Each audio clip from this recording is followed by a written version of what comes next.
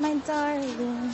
Kimberly Rivera deserted the Iraq War 2 years ago. Today, the 26-year-old is fighting in Toronto to keep her freedom. I cry almost every day just because I know how blessed I am. But even with the blessings of friends and family, her liberty may soon be ripped away. Canadian authorities have rejected Kim's request for refugee status, making her the first female U.S. soldier to be deported back home. So what I face going back is a separation from my family and imprisonment that is ultimately inevitable.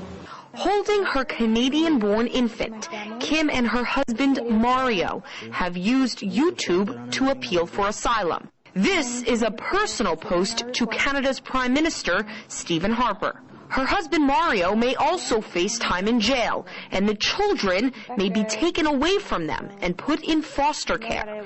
Kim is among the 8,000 U.S. soldiers who have deserted since the beginning of the Iraq War. She fled the U.S. Army just 3 months into her tour, refusing to take part in what she calls an illegal and immoral war. The soldiers don't want to be there.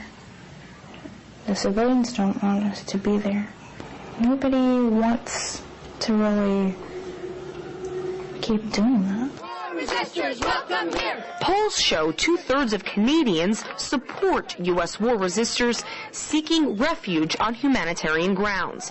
Last year, the Canadian Parliament passed a non-binding motion granting asylum to deserters. Since then, the country's immigration minister has rejected 7 refugee applications. It's a stark contrast to the days of the Vietnam War, when Canada was a refuge to more than 50,000 draft dodgers. Many believe the present-day minority conservative government doesn't want to risk upsetting Washington. Some 200 U.S. soldiers resisting the war are reportedly believed to be living in Canada. Kimberly is one of 5 facing deportation in the next 2 weeks. Their return home and potential punishment would take place under the new leadership of President Barack Obama.